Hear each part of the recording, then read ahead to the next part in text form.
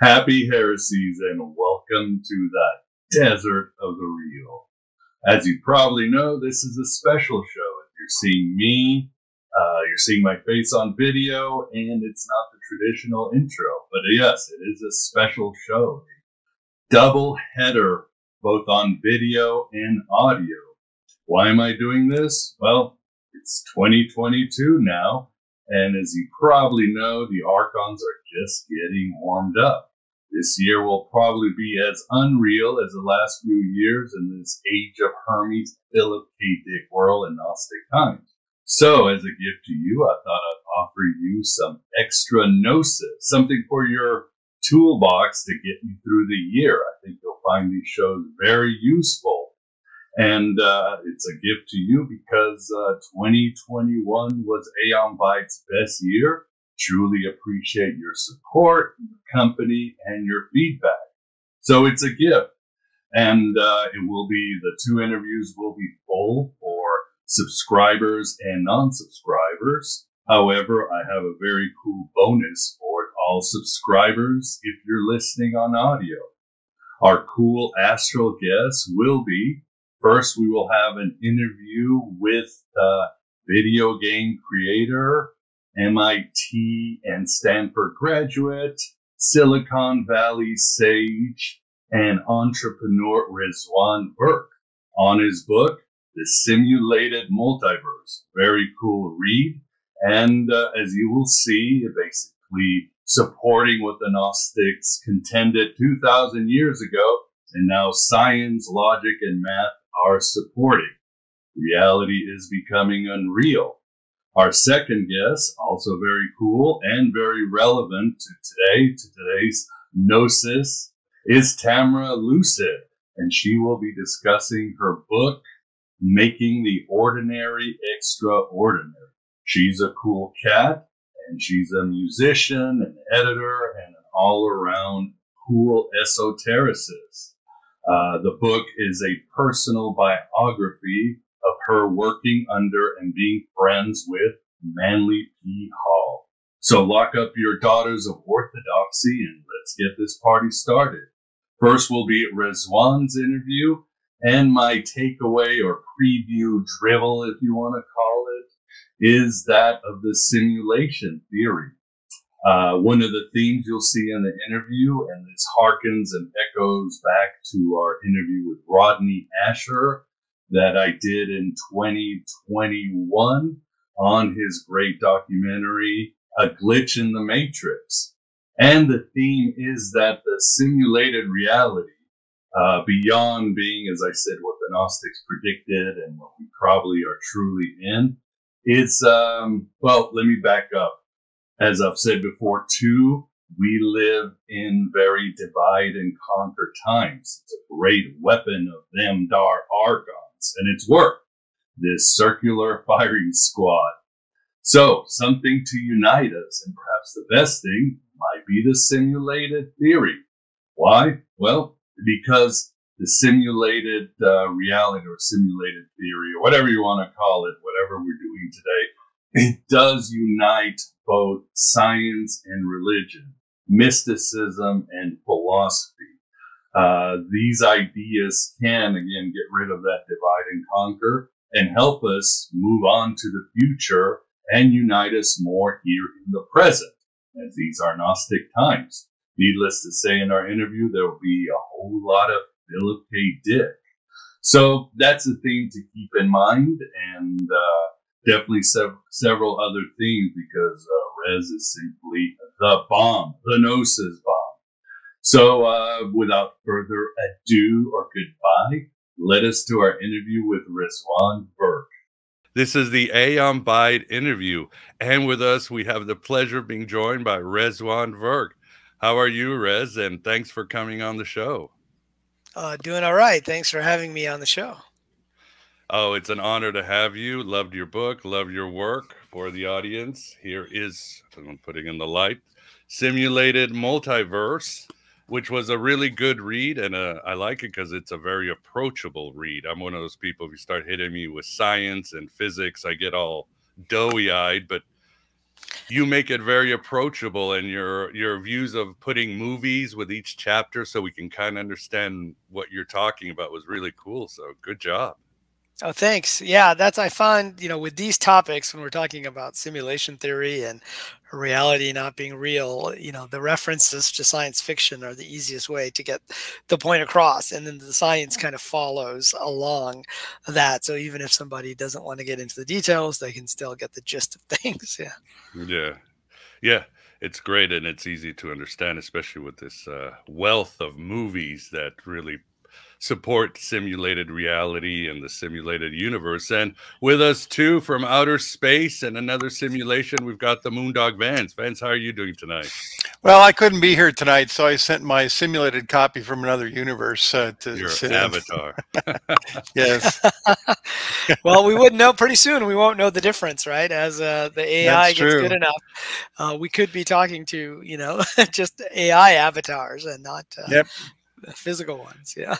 Yeah. And in fact, one of your goals of the book is sort of to tell us, you bring a lot of meaning, like, you go through the science and everything else, but you're also, people are going to ask, well, what does this all mean? And you answer this question, right, Rez? You say, it really comes down to understanding if you're an NPC or an RPG, right? That's the goal. Like the movie Free Guy, which you weren't able to add, but you mention it.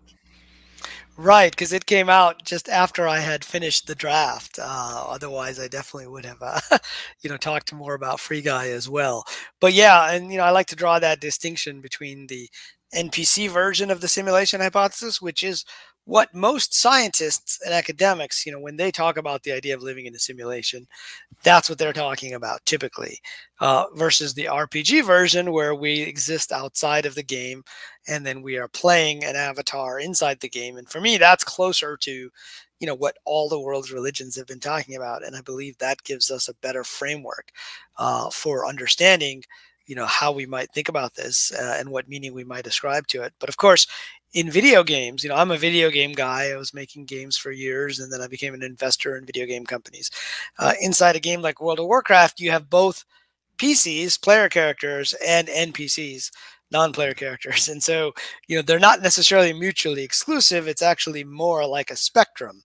And so I like to use the Matrix version is actually closer to the RPG version because they existed outside of the Matrix, even though they had that, the hole in the back of their heads that they were plugged into.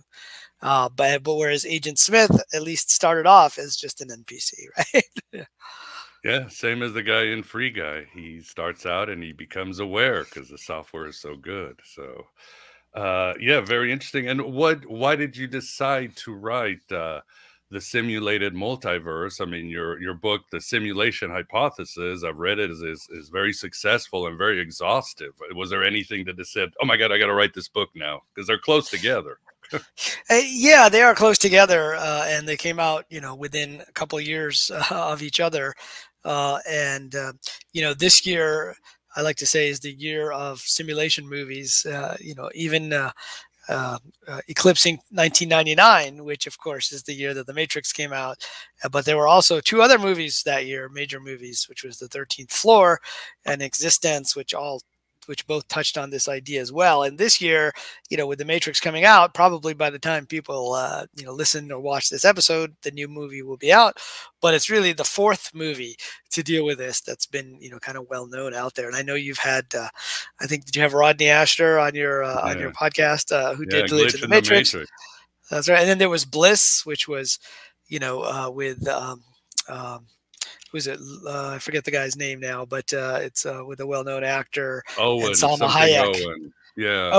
Owen Wilson, Owen. I think. Yeah. Yeah. Good movie. That's right. And then, of course, Free Guy, which was all about NPCs and how it'll work. And even in Free Guy, you had the woman from outside the video game with her character inside. So you had both of that happening at the same time. The NPCs were evolving as AI, and thanks to Ryan Reynolds' character, but there were also the RPG. So it's very interesting that we can get into both of that. But so the thing that really got me down this path was, I thought I was done with the simulation rabbit hole after having written that book. And I thought I could go back to my career in Silicon Valley and academia and, not worry about this. Is reality really real? And I ended up having lunch with a colleague of mine from MIT who I knew back in the days when I lived in Boston. And he happened to just take a job at Google. So he was visiting me in Mountain View, which is where the Googleplex is headquarters. He was visiting Google, and then we had lunch downtown.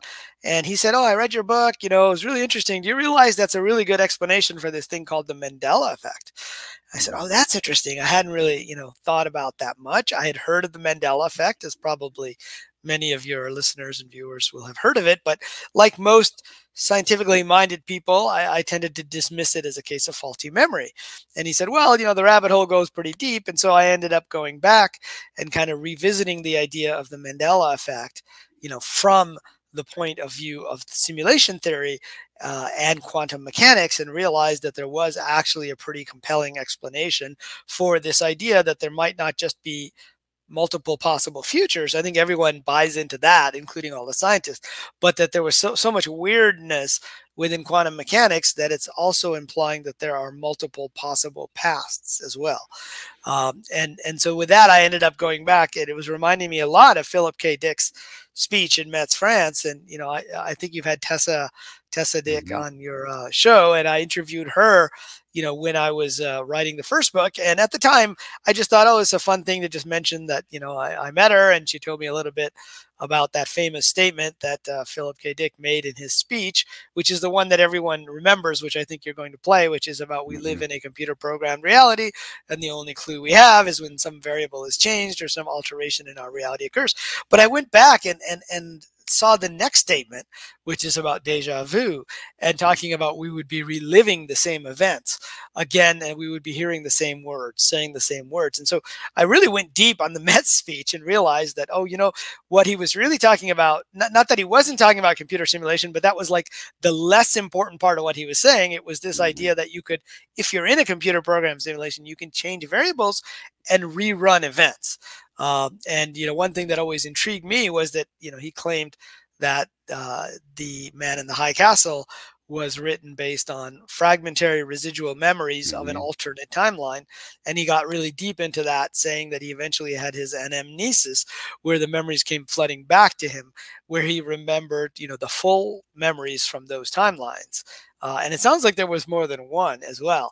And so anyway, I was pretty intrigued by that. And so between, my friend from Google, who's the last person I expected to talk to me about the Mandela Effect, I expected them to want to talk about AI and simulation, of course, but not something as, as kind of crazy as the Mandela Effect. And going back to what Philip K. Dick was saying, I said, well, maybe there's a framework here that takes this idea of a multiverse, but explains it using the area that I know, which is computer science and video games, and that would make perfect sense for why there would be. I mean, that's the answer to the big questions around quantum mechanics: is why would there be a multiverse? And so that's what led me to go back and actually write this book about the simulated multiverse. Yeah, I want to play the Dick interview. Yeah, and Tessa's great. She'll give you some stories, and she's really good. She'll give stories, like unique stories to each person. I've interviewed her 4 times, and the story she told you where Phil walked into the bathroom and was reaching for a chain, and he looked, and there's a light switch, and he's going, "I swear somebody switched reality on me." And he was, in his life, of course, it was possible because things like that happened. And the prophecies and predictions, you're like, I don't think he's not whistling Dixie. I don't think he was high. Something was going on.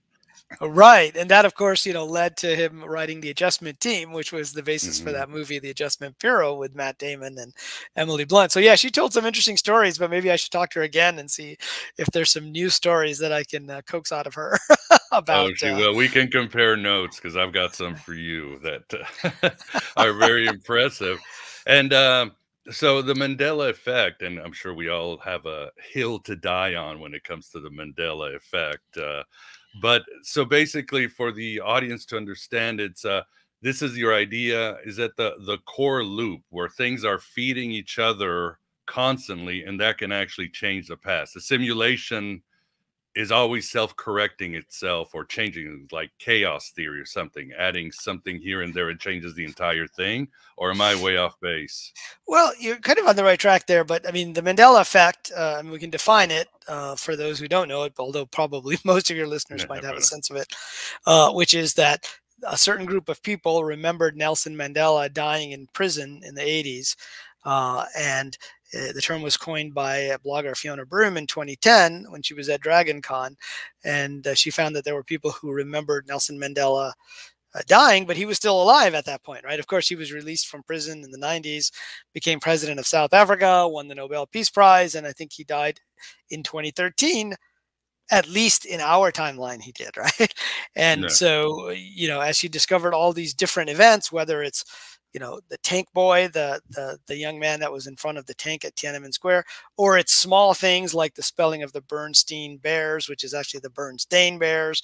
And so, she started to catalog all of these things on her website, and it's become kind of an internet meme, and people are talking about it. And so, that was something that I dove into. And again, many of those things could be just simply faulty memory, but then there are other things that are harder to dismiss, particularly when the person having the memories has what I call proximity or significance to the event, right? Like in the case with Mandela, there's a YouTube blogger, I forget her name now, but she went to South Africa to visit Nelson Mandela in prison when she was a journalism student to interview him, and was told he was too ill to do the interview. And then, when she came back, she heard that he had died. And so somebody who had that proximity to that particular person, or groups of people who say that they remember the Reverend Billy Graham dying and getting magazines with his picture on the cover and seeing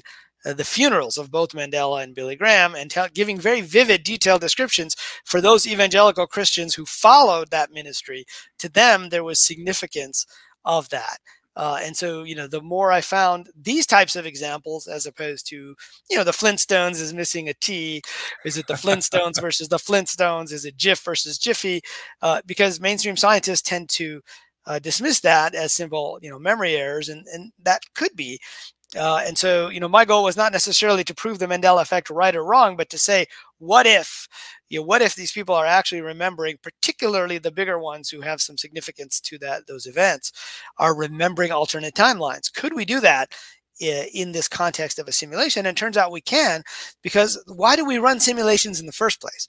We run them to figure out what might happen, what's the most likely outcome. Like if we're doing a simulation of the weather or pandemic stats or, climate change or whatever simulations we're running on a computer, what will we do? We will run them multiple times. We won't run them just once, right? And I think that's the important point. So we're trying to determine the likely outcome, or we're trying to determine the optimal outcome. And so, the way we train AI, turns out, is to run simulations multiple times. And for the AI to learn. So, we've all heard about, at this point, about the AI AlphaGo that was able to beat the world's best players of the game Go, which is much more complicated than chess. And how did they train that AI? They had it do a process called self-play. It would play itself, not just once, but millions of times. And during the time it would rerun the same games with different variables, it would learn. And so it turns out that's a way to train neural networks, right? Which we definitely have a neural network in our brain. Now, that may not be all that we are, but that is a part of why we run these simulations again and again. And so the framework that I came up with was called the multiverse graph and the core loop. And I can talk about the multiverse graph a little bit later, but the basic idea of the core loop is you basically run multiple iterations to see what might happen, just like you would in any video game. You would change the variable to 1 and say, okay, what happens if I do that? Now let's change it to 2. What happens if I do that? Now change it to 3. And let's look at those futures, right? And which of those futures is the most ideal one? And then come back and say, that's the one I want to choose. Well, it turns out there are physicists who say that that's what's happening with the multiverse idea, is that we are branching off these different possible futures, and the futures are sending us back information. So the problem is it depends on how you define what it means to exist, right? So do those futures actually exist? That's an interesting question. Well, you also have to ask, does the now, the present moment, also exist? Well, within simulation theory, it starts to make a little more sense, because within quantum mechanics, the whole thing is just crazy.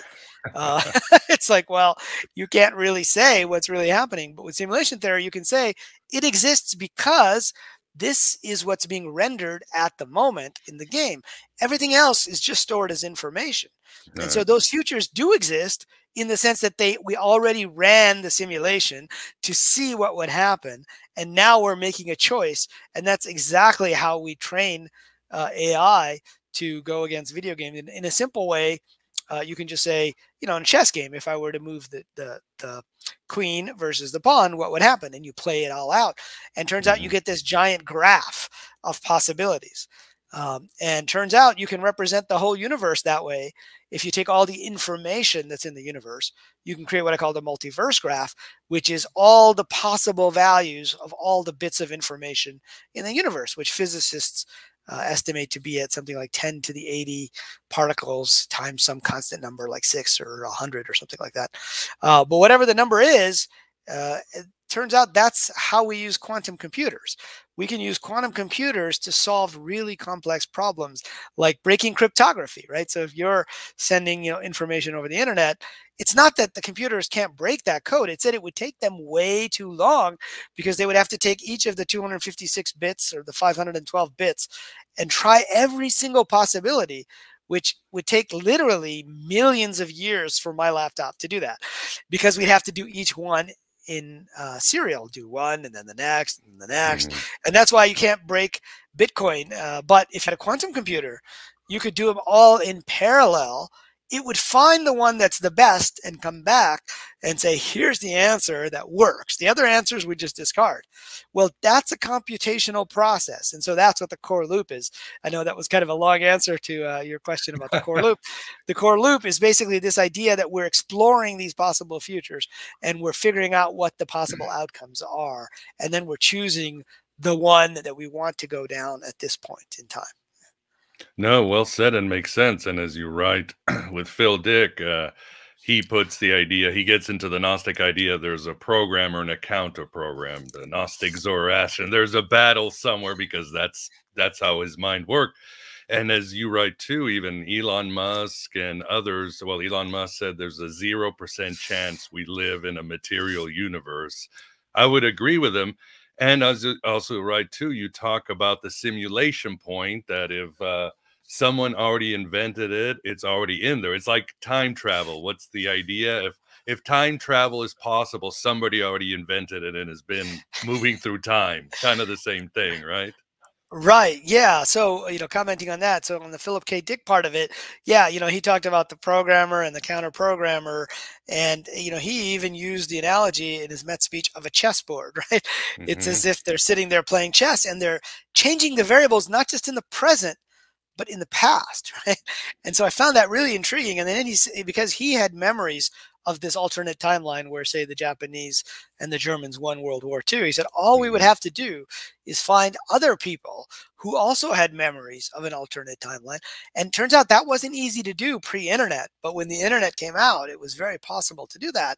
And that's why the Mandela Effect didn't really take off until the internet had been around for, 10, 20 years. So there were enough people on it sharing these types of stories that you could actually find the people who had the same memories. So, but yeah, talking about the other point about Elon Musk, he said the chance that we're in base reality, which would be that we're not in simulation, is 1 in billions.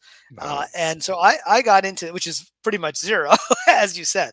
And so the reason I got into this whole simulation theory was a few years ago, I sold my game company and I was playing a virtual reality ping pong game, and I put on the headset, and for a moment, it felt so real. It felt like I was playing a real ping pong game. So much so that at the end of the game, I tried to put the paddle down on the table and I tried to lean against the table. And of course, there was no table. And the controller fell to the floor and I almost fell over. And I realized, oh, we're getting to the point soon where we'll be able to trick our minds. Now, obviously, I knew I was in a room and I had a headset on. I had just forgotten for a moment. But, what technology would we need to build in order to build something like the Matrix, where the virtual world would be indistinguishable from the physical world. And it turns out that point, which I call the simulation point, consists of some 10 stages that I lay out in the first book and I mentioned in the second book. And those stages are not that far off. A few decades to maybe 100 years at the most, which if you think of the history of the Earth or the history of the galaxy or the history of the universe, I mean, it's like a blink of an eye.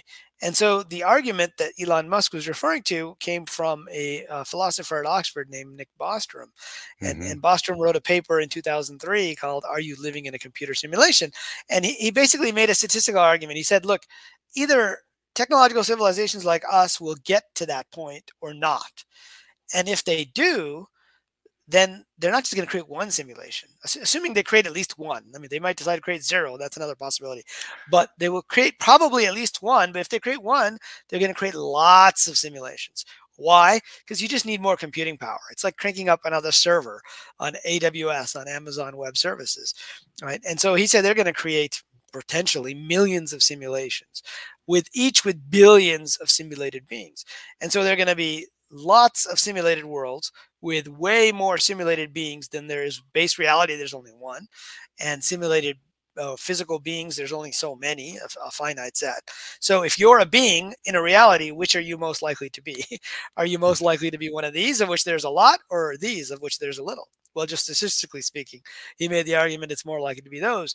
And so that's, Elon Musk was kind of going down the same road when he said, 40 years ago, we had Pong. And it's funny how ping pong keeps coming up in this discussion, which was 2 squares and a dot. And today we have virtual reality, augmented reality, and we have MMORPGs with millions of players. And so Bostrom's argument was basically, if anyone will ever get to the simulation point, we're probably already inside a simulation now, which gets back to the argument you were talking about with time travel, where if somebody is going to invent time travel in the future, they're probably already traveling through time now. Yeah. Exactly. God, I hope I'm not an NPC. Hopefully nobody will plug me.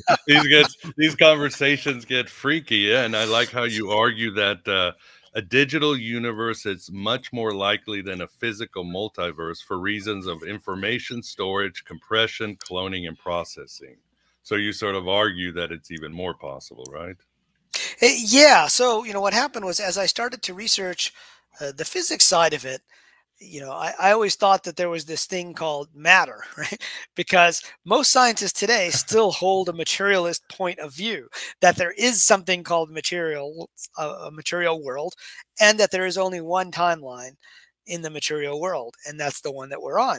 And so my first book was about the fact that there is no material world, and physicists, as they tried to look for this thing called matter, they just couldn't find it. And they said, oh, there's atoms, but those are really 99% empty space. Oh, there's a nucleus. Oh, but within that there's just a bunch of empty space, and there's these subatomic particles, and within that there's just a bunch of empty space, and there's some charges and some information. And so they just got to the point where the only thing that distinguishes one particle from another is information. There was a physicist named John Wheeler, who was one of the best known physicists in the 20th century. He worked with Einstein and with Niels Bohr and many of the fathers and grandfathers of quantum mechanics. And he died, I forget when, but it wasn't that long ago. So he actually saw this entire change of physics. And he said in his lifetime, there were 3 phases in physics. In the first phase, we thought everything was a particle, meaning it was an actual physical object, like the Greek idea of atoms, right? They're like these small objects. When you place them together, you get the material world. He goes, then we thought everything was a field of probabilities, which is quantum mechanics. And at the end of his career, he said what he realized was that the only thing that exists is information, that what defines a particle is a series of answers to yes/no questions, which is what we call bits in the information world. And so he came up with this famous phrase, it from bit, right? So anything that's an it, a physical object like this headset or this computer or this table, is actually composed of bits of information, right? And so I found that to be quite interesting, because it was showing that even the guys who hold the materialist point of view, cannot find it. And so, there in quantum mechanics, the main issue is this thing called a double slit experiment. It's something called quantum indeterminacy. And the easiest way to explain that is using the example of Schrodinger's cat, which I'm sure everybody has heard of by now. But the idea is there's a cat in a box with some poison that has a 50% chance of being dead and a 50% chance of being alive after an hour. So common sense tells us, okay, after an hour, the cat's either alive or dead. It can't be both. It has to be one or the other. We just haven't looked, so we don't know, but it's only one or the other. Quantum mechanics is telling us something really weird. It's telling us that the cat exists in a state of superposition. What does that mean? It means it's both alive and dead at the same time until the observation is made. And so, this has caused some head scratching. Niels Bohr famously said that if you're not shocked by quantum mechanics, then you haven't really understood it. Right? And then Richard Feynman said nobody understands quantum mechanics, going even further. But the two basic interpretations that have been popular with scientists is one, there's a probability wave, and then it collapses down to one when you observe it. So that's the collapse theory, and the multiverse theory. And the multiverse theory is saying that each of those possibilities exists. In one universe, the cat is alive, and in one universe, the cat is dead. Now, there's objections to both of those, but I found when I looked at it that what made sense to bridge that gap is, well, if you think there's a material universe, then both of these are problematic. Right? But if there is not a material universe, then it makes complete sense. Because when you say there's a multiverse and these other possibilities exist, you would have to be creating a new universe not every second, every nanosecond, right? Every time there's a quantum decision to be made, which just means the amount of information is infinite. And so physicists love infinity. That's how they explain things. It's like their word for God. Oh, infinity will take care of that, because everything will happen. Infinity and beyond. Yeah. Yeah, that's right. The Buzz Lightyear is like the physicist mantra. But as a computer scientist, I don't like that because we always have to think about information, how much information is needed. And it turns out that you can conserve information. That's what we do. Most computer science is about reducing and optimizing the information. And it turns out the collapse of the probability wave is the same as what we do in video games.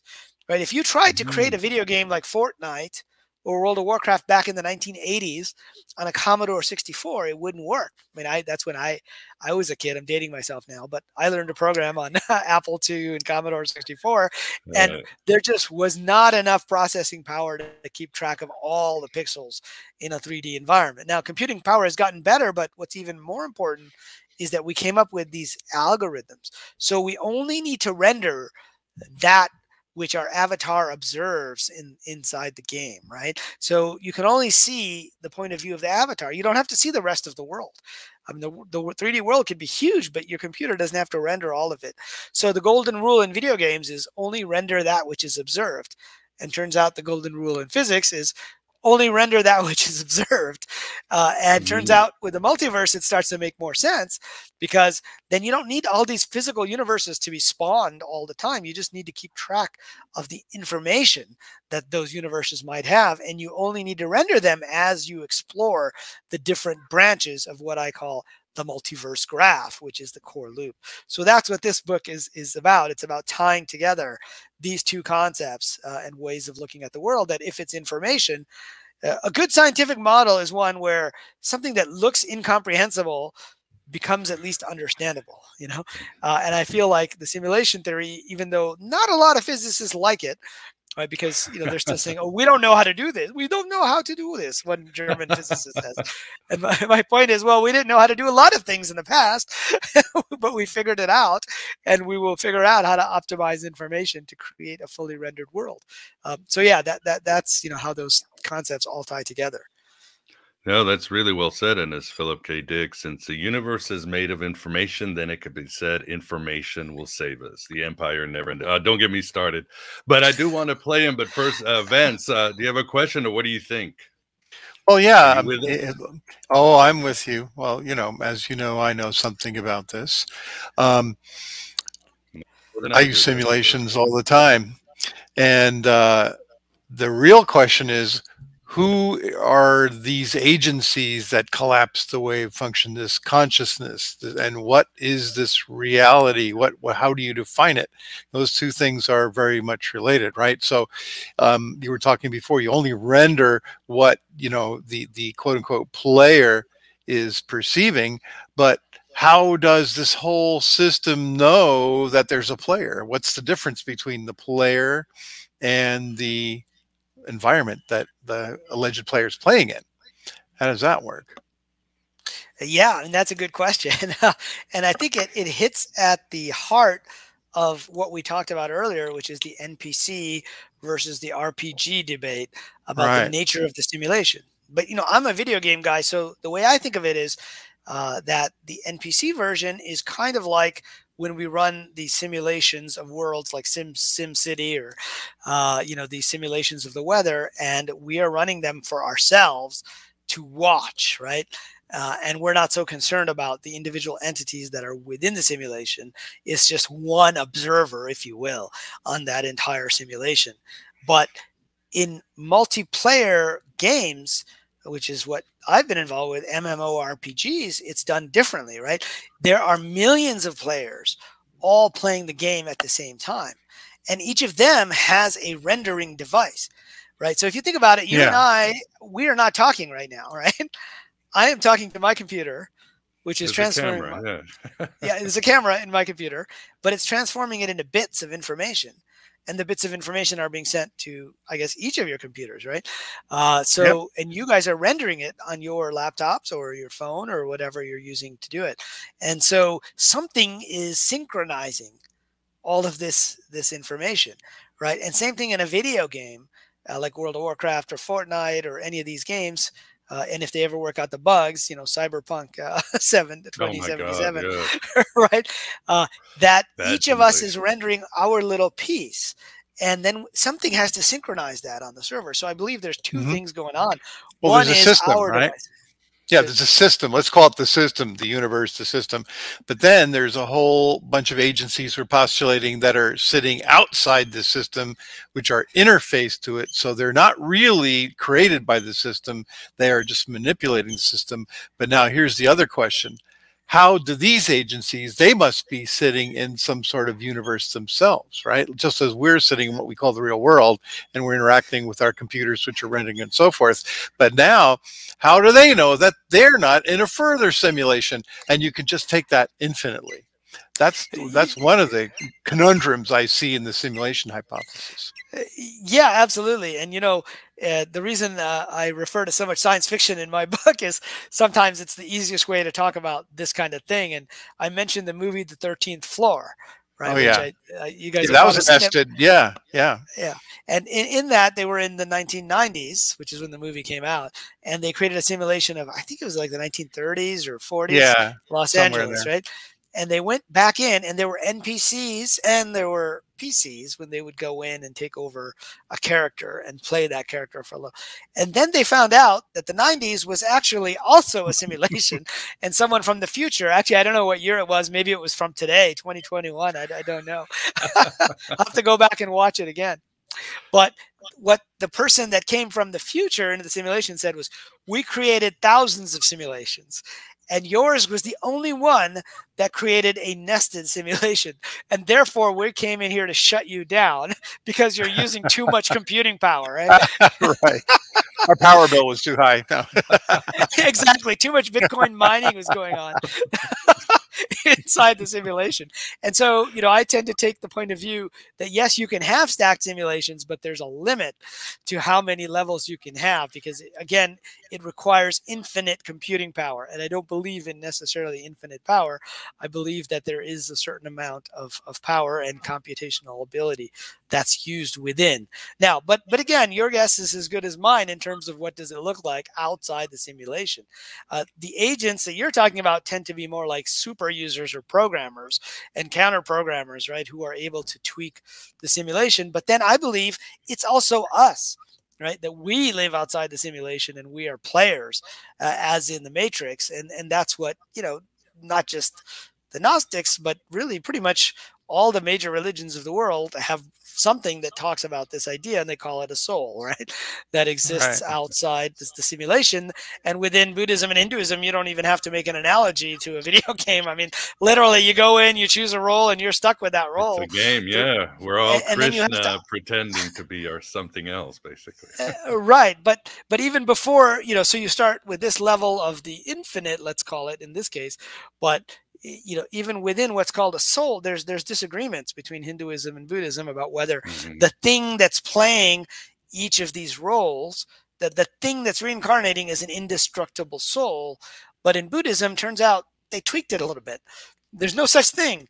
It's just the bag of karma that is recording everything that you did. Right. And you can then go and take the next role, which is stored somewhere up on the server. And so, you know, it becomes an interesting question about the agents within the simulation as well. But I believe that, you know, I tend to subscribe that it's us at some level, and that there is probably another level beyond that. That we, you know, find it very hard to access, because now we're talking about 2 levels up. Even 1 level up is pretty hard to access. Yeah, we could speculate on that forever, especially at a party with a few joints. Yeah, like Donald, you know, Sutherland in the movie Animal House. I don't know if you ever saw that movie, Rez. I didn't see that movie, but too long ago for me. But no, anyway, and I'd say for the audience, if they wanted to keep it simple, all this stuff about you could just tell them more simple movies, as you mentioned, Run Lola Run, Tom Cruise on the Edge of Tomorrow, or Bill Murray and Groundhog Day, which is just a simple back and forth loop. Right, it's just a simple back and forth. You're doing the same thing. So you know, I was talking. Yeah, I was talking with this science fiction writer named David Brin. He wrote the book The Postman, which was made into a movie back in the 90s. And you know, he was reading this book, and he said, you know, there's a lot of those. Okay, we could talk about that for hours over a beer, right? Because there's so many aspects to the conversation. Yeah. But in the multiverse idea, probably the best representation today is the superheroes, right? The superhero movies and shows. And, you know, when I was a kid, superheroes came from, you know, the background that, you know, that we're seeing here of the galaxy, right? They came from other planets inside the galaxy. The block universe, Yeah, and that's how you explain the powers of Superman. Well, he came from another planet. But now, today, they come from an alternate timeline. And so you have the Superman of Earth 1, the Superman of Earth 22, of Earth 34. And, I just watched the animated movie Into the Spider-Verse recently, which is, I think, one of the better representations of the multiverse idea, where each of them exists in a separate timeline, each of the Spider-Mans. So you have, or Spider-Women, or anime Spider-Man, or whichever one. And then you have Rick and Morty, which blows that whole concept. They just destroy everything. Through the roof. They just destroy everything. That's right, Rick and Morty. Yeah, I haven't seen all the Citadel episodes, of Ricks. Oh, you got it. Was that the one where they were playing the life, and then at the end he takes off the goggles and he's like, "Wait, what happened to my wife and my job and my kids?" For like 15 minutes. Play with they play with all these. Yeah. But yeah, you're right. Comic books, as you write, the idea of a multiverse is now very popular, and the new Doctor Strange movie is going to go completely out and about and bring this character in the comics that fights the Demiurge. And as you mentioned before, the TV series Loki, WandaVision, right. It's all simulate. It's almost like it's the only plot that matters for these people.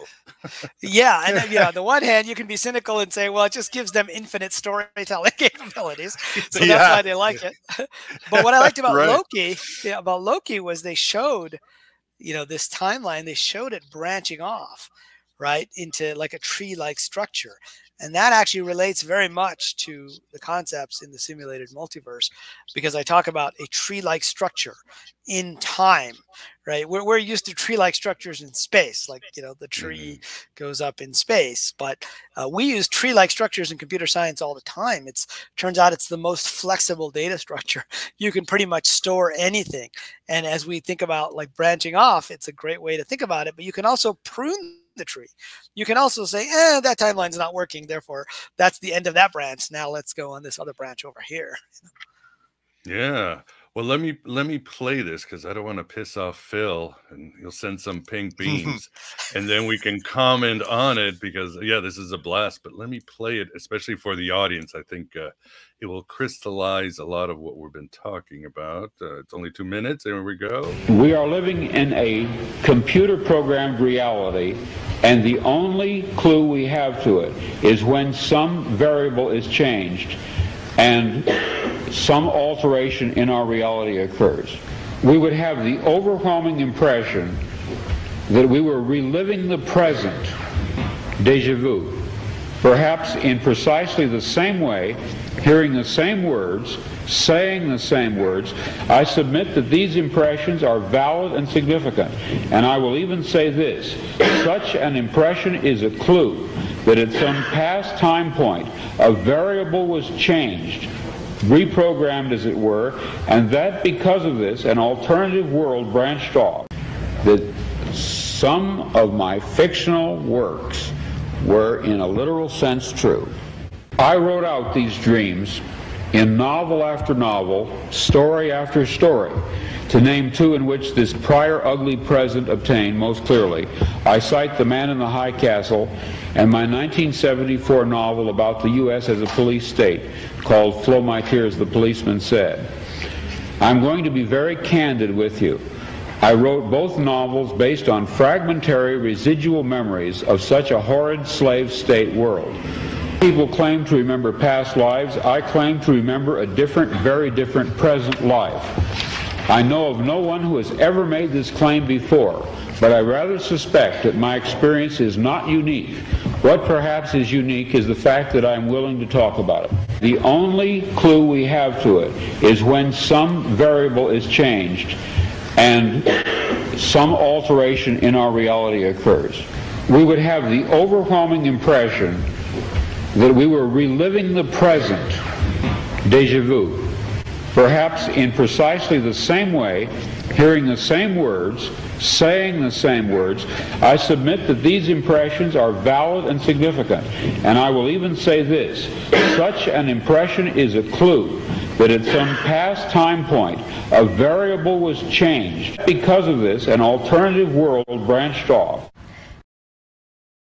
And there you have it. Doesn't get better than that. For the audience, that's Philip K. Dick in 1977 in Metz, France. He was invited to talk about science fiction, and he just whips out this scientific spiritual theory, right, Rez? And it's the 40 minutes is incredible. It's really is mind-blowing. And the look on their faces, I love that they're like trying to be kind of courteous and they're like freaking out. Yeah, if you see his friend, was it Joan Simpson? I think I was looking at him like, whoa, I can't believe you just said that. And so it's worth, I really liked how you played not just the little clip, but the slightly longer clip. And then you played again. He was saying the same words over, superimposed on many of his movies and his books. I thought that was great in terms of really getting the point across. But that speech is really worth diving into, and there's written versions of it on the internet. Turns out he ad-libbed that line about the computer programmed reality. It wasn't in the text. So if you read the actual text of the speech, it's not in there unless it was transcripted from, and because he says, I wish to ad lib here if you watch like the full version of the speech. And so somewhere between when he wrote it and on the plane ride over, he decided to slip that in there, and that's become the most famous line from the speech. But yeah, it was really incredible to think of this entire worldview that he put out there, back in 1977. It was pre-PCs, right? There weren't even personal computers really at that point, or maybe the Apple II had just come out, or the Apple I had just come out, I think, and to make that kind of a statement. But it was really about these diverging timelines, I thought. The more I looked into it, the more interesting I found. And I realized most people don't talk about that element. I mean, they do talk about it, but they haven't really explored it in depth. And that was why, in the end, I ended up making his speech kind of the backbone of this new book. Because even I didn't take it that deep in the first book. I just mentioned, yeah, we're living in a computer program reality. Isn't that cool? Philip K. Dick thinks so too, right? Oh, it's incredible, and his work's incredible, and he's been doing it even before that. But I think what Dick was trying to do also was trying to reconcile his visions, his Christian spirituality, his Gnostic visions, and his idea he was a rational science fiction guy who loved the latest theories. And as Rodney Asher said when I interviewed it, the great thing about simulation theory is that the simulation theory is somewhere where finally, after 400 years of fighting each other, the religious and the scientific can actually come together, which is what Philip K. Dick was doing, this sort of Christian science fiction Gnosticism. And here's a quote in your book, which I liked a lot. The simulation argument is perhaps the first interesting argument for the existence of a creator in 2,000 years. So I think this is a good thing to explore, at least to, get us all on one page, Yeah, absolutely. And, for me, that was actually one of the reasons why I wrote the first book, The Simulation Hypothesis, was because, I spent a lot of time with computer scientists and people in academia and technologists in Silicon Valley. And I spent a lot of time with spiritual, Buddhist monks and shamans and other people, but usually they don't talk to each other at all. And I spent a lot of time with people in the UFO world as well. And, that's why it surprised me that my friend from Google was talking about the Mandela Effect, because the simulation theory is the one subject that you can get to pretty much go into any of these different directions. And it provides a common language, right? And so there are plenty of atheists who say, well, I suppose anybody that's outside the simulation would look to us as being a supernatural being from our perspective, right? And so it kind of opens them up to this idea that the material world isn't everything, that there may be more out there than just that. And that's a tough hurdle to get folks in the materialist point of view to acknowledge. Yeah. But the simulation hypothesis can do it. Yeah, as you write, in the East, they've got plenty of this. They've been playing with the simulation. In the West, very scarce. You've got, as you mentioned in your book, Plato's allegory of the cave.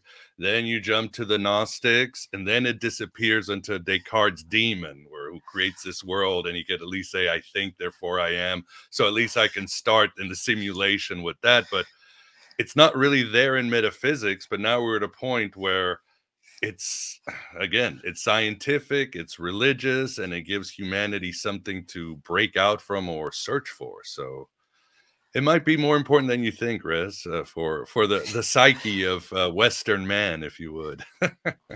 Well, yeah, I mean, it's gratifying to hear you say that. And that, I spoken with Rodney as well. And for me, that was very much the reason that I wrote the book and decided to really spend time on it. And, I found it interesting that sometimes I would get attacked by people too far on one side or the other, like people who were, of a specific religious bent, who just believed their specific, religious ideas. And then people that were like too far on the scientific side who wouldn't give any credence to any religious ideas, right? But for the most part, I found that there was a majority of people on both sides. I mean, whether I was talking to evangelical Christians from the Bible Belt or to Muslims from the Middle East, I grew up Muslim, so I know that tradition a little bit better. And turns out, even in the Muslim traditions, they have this idea of creatures that exist outside of time and space. They're called jinn or genies, is how we've translated them ever since the Arabian Nights, became so popular. But one of the reasons that I found in writing this book and exploring the Mandela Effect was they memorized the Quran word for word. And one of the Mandela effects I was exploring was scriptural changes, right? Where the lion will lie with the lamb. And that's not really there if you look in the King James Bible. And so wolf. I assumed, the wolf, right? It's something about the wolf. I still swear it was a lion. Yeah. Right. And so I assumed, well, it's just people were listening to a different translation or an old version. But then you find people who say, I have the same physical book that I had when I was a kid, and I remember it from them. Well, it turns out in the Islamic traditions, and I'm not a very religious guy, so I had to go in and really investigate this. Turns out some of the Sufi traditions, there's an imam who was saying the reason that they memorize it word for word is because the jinn who exist outside of time and space are allowed to go back and tweak the past, and they're allowed to change things. So physical things can change, but your memory won't change. And that's why they did it, which again, now we're back in this idea of programmers and counter programmers changing yeah. things in the past and having it change the present because they're in orthogonal time, as Philip K. Dick would say, right? It's a different, it's perpendicular to our idea of time. And so, the idea that time is not what we think it is why I wrote the second book, right? Which is that our ideas of time are all screwed up. Yeah, you put a lot into it. And yeah, it reminds me of the church fathers when people would say, well, Jesus is like Hercules or Osiris. They'd say, well, Satan went back in time and he rewrote history. So they were still speculating on these cool ideas. I think we all have a deep gut that we're in a simulation one way or another. I mean, I think that's what we know. And yeah, like I said about the religious thing, I mean, what was Philip K. Dick's main preoccupations? What is reality and what it means to be a human being? And those are the questions that not just religions, but today scientists are trying to figure out too more than ever, since quantum physics, the Copenhagen, everything. It's those two questions, especially with AI and genetic engineering, it's more important than ever. So I'm happy for people like you and Ronnie Asher. I think you're very important to sort of get us on the right track. And as we get to the end, Vance, do you have any comment or a couple of questions for Rez? Oh, he disappeared. The hologram vanished. Wrong key. The avatar yeah, got wrong called key. up. Yeah, well, how about this? I had an idea that I want your opinion on. You wouldn't even need a multiverse to get to the same place, because let's say you had an infinite amount of time and an infinite amount of space. Eventually, everything repeats. And doesn't even have to repeat exact. The whole system doesn't have to repeat. Little pieces could repeat and exactly duplicate the state they had been in the past, and then including you, me, and what we're talking about. And then they could go off in another direction from there. So you could linearize it, and I think that's isomorphic to the multiverse. Yeah, you could. And so, there's this idea in computer science defined by a guy named Stephen Wolfram, and it's called computational irreducibility. And what he says is that some processes are computationally reducible, meaning you can figure out what will happen. Those processes get to the same states again and again. And you kind of know where they're going to end up because they just get stuck in that same state. Right. But then there are other processes which are complex. And so this is the origin of chaos theory, which says you don't know what's going to happen unless you run the process that many steps. To find out what's going to happen at step number 2 million, you have to go to step number 1,999,999, and then you'll find out what happens. And that's the origins of this thing called the butterfly effect, where they say the butterfly flaps its wings in Hong Kong and the stock market crashes in New York, right? It's a sensitivity to small conditions. So I think, it depends on if the universe is, stable, in that you can get the same, if you get the same to the same place, it ends up going in the same place. Or if you don't know what's going to happen and you have to run it, I tend to have the opinion that we don't know what's going to happen, and that's the whole point of running this program called the universe, is because each of us is making choices and we'll see what'll happen. But you're right. It could be that we get to the similar points and we make different choices. And that's why I define this thing called the multiverse graph. In a sense, I'm almost saying there's no such thing as the multiverse because there's no such thing as a universe. These are all the possible choices that could be made. And what we define as the universe is just going through that list of all the possible choices. And so just like the Gnostic pleroma, it's the fullness, the everythingness, all the choices, all the configurations, all the information, all available. And I think there's a real consistency where if you're a conscious being, you have to, from one step to the other, things have to be consistent. Otherwise, you wouldn't have a continuous conscious stream. Right. Yeah, that's an interesting point. And I didn't know that specific term, so that's interesting as well. But, I look at it from the video game player's point of view that, okay, the avatar might not know, might not remember everything, but you, since you're playing the avatar, you can remember perhaps even the previous run of the video game, whereas the avatar wouldn't, but it seeps through because you're fused with the avatar. And I think with the new Matrix movie, we'll see, again, it'll probably be out by the time the viewers watch this, where Keanu Reeves, Neo, and Trinity don't remember each other. Why? Because they're rerunning the simulation. So we'll see what happens. Yeah, that's a very, very cool. And do you have a favorite simulation movie or something that speaks to you, or just too many to mention? Well, I think the ones that I mentioned, The Matrix and the 13th Floor are kind of my favorite simulation movies. The Matrix because of the general idea and how it's gotten out there. But I think the 13th Floor really gets into this idea of nested simulations and multiple simulations and the distinction between the PCs and the NPCs. And of course, that was based on a German TV series, which was based on an old book. And so, and part of my I'm actually working on a PhD at the moment, and this next semester I'll be going through lots of science fiction to try to find different descriptions of the metaverse, which is something that we're building today, but really with the end goal eventually tying that to, looking at how different people have portrayed virtual reality inside different stories and imaginaries, as we call them in academia. So there's a lot more out there when you start to consider the books and you start to consider the short stories that were about the simulation. With movies, there's only a handful, really, that we all reference. Yeah, and speaking of literature, I'd like to end with an author who's one of my favorite authors, very heavily, like Dick, influenced by Gnosticism, and so happy you mentioned him in your book, and that's Jorge Luis Borges, the Argentinian author. And here's a quote I even put up because I want to end with this from his book, Garden of Forking Paths, and that's Sweet Pen, who says, "I leave to some, but perhaps not to all, possible future, my garden of forking paths, our shared simulated multiverse." So that was great. And yeah, Jorge Luis Borges plays with these themes in a lot of his stories: possible futures, alternative paths, the Akashic records where everything's stored. Like you said, way before there was a personal computer like Dick. They were just on a different level.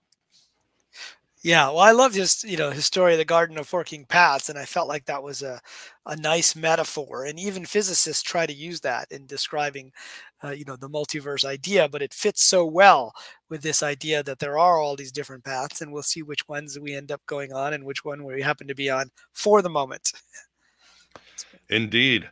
Well, this has been a great conversation. For those who will be listening on audio, I'll have something flashing on the screen, I'm sure, on the show notes. But where can they find out more about you and your work and everything else, Rez? Sure. So my website is zenentrepreneur.com, which has all my books on there. And then, of course, you can get the books on Amazon, and they can follow me on Twitter at Riz Stanford, like the university name. Awesome. Well, I highly recommend Simulated Multiverse by Rizwan Virk and his other book too. But we are at the end of this simulation of so much possibility and forking paths. Vance, thanks for keeping us company. No problem. Now I got to go back and fire up my little mini CERN thing, see if we can burn a hole in the multiverse here. Tuesday night, why not? Yeah, Port of CERN. Yeah. Well, Rez, we really appreciate you coming on the show, and good luck with your PhD, your jobs, and hopefully whatever great work you put out in the future as far as books. Yeah, well, thanks so much for having me on. This has been a blast. I really enjoyed talking with you guys. Thank you. Same here. Our pleasure. And there you have it. An incredible chat with Rizwan. I hope you've enjoyed it, and I hope your mind is blown. I hope it has expanded your mind while expanding reality. So let's get to the interview with Tamra Lucid. My takeaway or preview of this is a theme that sort of flows throughout our interview about her time in the inner sanctum of Manly P. Hall. And that is the idea of how everything casts a shadow. And I've been talking about in the show on A.M. Byte a lot about this. Everything casts a shadow. Every ideology, every philosophy, every religion. And the occult and the esoterica is no different. As I've said before too, the only thing that does not cast a shadow is your higher self. That's why it's so important to look in and reach for that higher self. Actually, you are the shadow of your higher self. So you need to dissipate that and make contact with your daemon. Anyway, that's the theme, and this definitely hits a peak when we discuss the individual Fritz. Fritz was an individual, as Tamra discusses, who was very strong with his spirituality, his intention, his thrust, and he became part of the inner sanctum of Manly P. Hall, and eventually pushed out Tamara and her husband.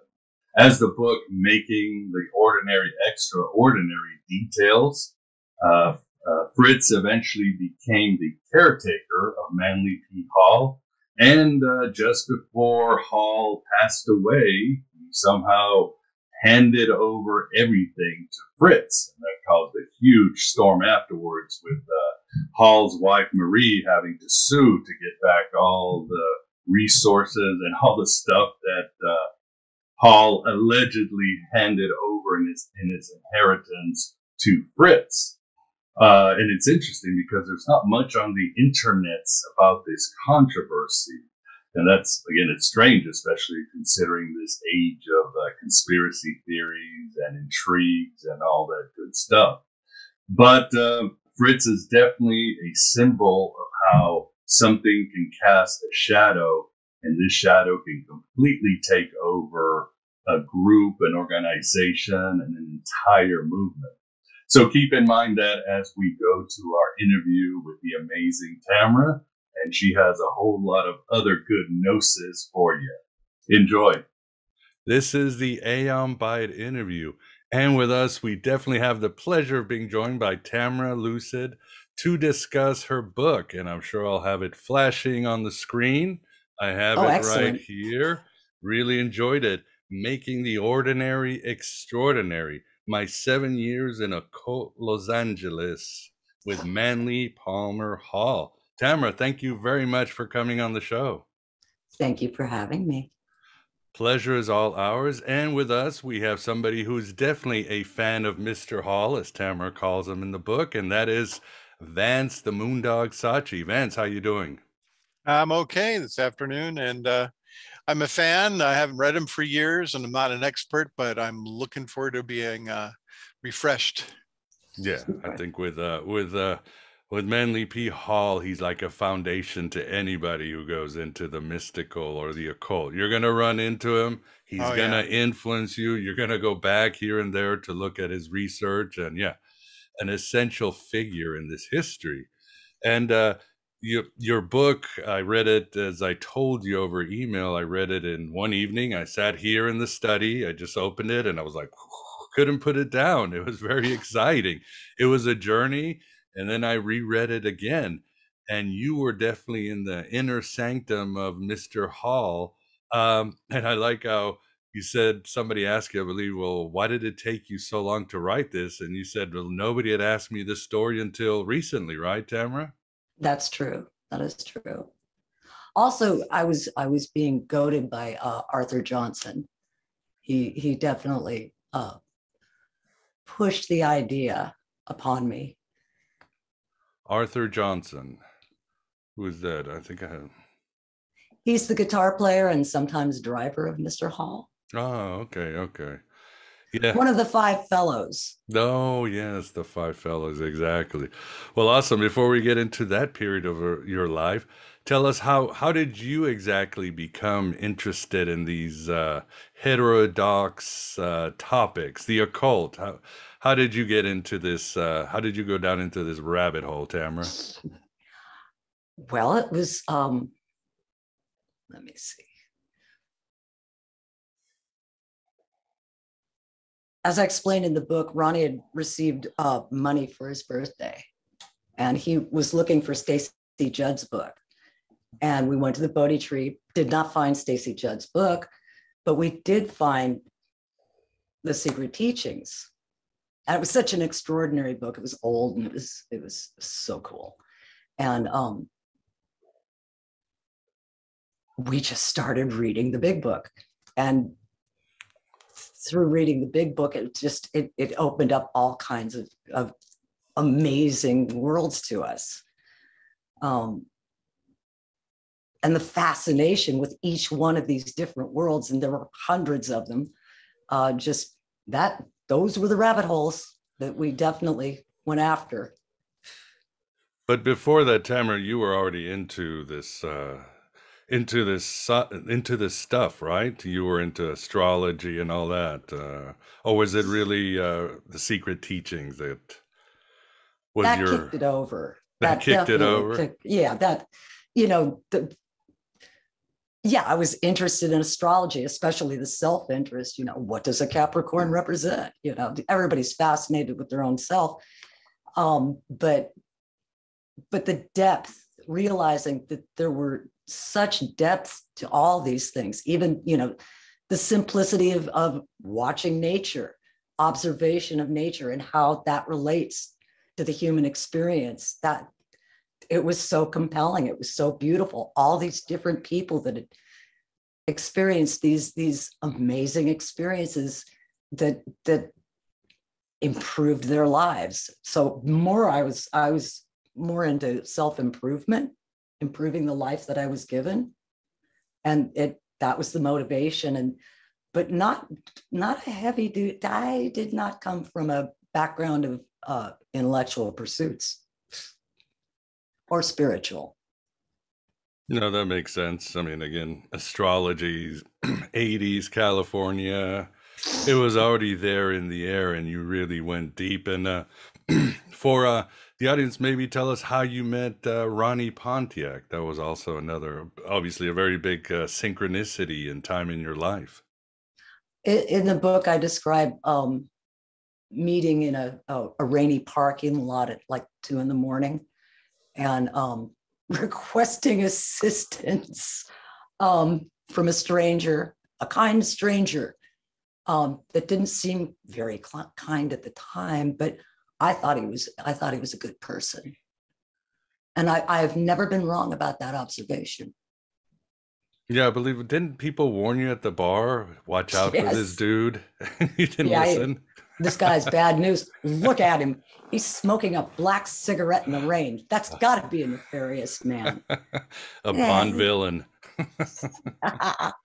Enemy villain, definitely. Definitely more the Vegeta as opposed to the Goku. But oh, yes. Very cool analogies. Love it. Yeah. Yeah, it's been great watching Dragon Ball and then going with my 2 sons going through the whole cycle. So that's marvelous. Fun. Yeah, Ronnie got me into Dragon Ball Z too. So good man. Good man. And I ultimately a big fan of Beerus. So, when someone can make a magnificent character out of their cat, I'm always for that. Amen. Definitely agree. And let us, how did you, so you and Ronnie got together, you became an item, 2 souls, or what's they say about love, 2 souls, 1 soul in 2 bodies, and so forth on a great journey. How did you guys eventually meet Mr. Hall himself? Tell us about that process. Well, we volunteered at PRS, and Ronnie really didn't have the skill sets they were looking for, but he did know language, and he was a very good student. And they offered me a secretarial position. And the funny story is that Christine, the woman who was in charge of hiring and whatnot, had mentioned to Mr. Hall that we had volunteered and that Ronnie did have certain skills with language. So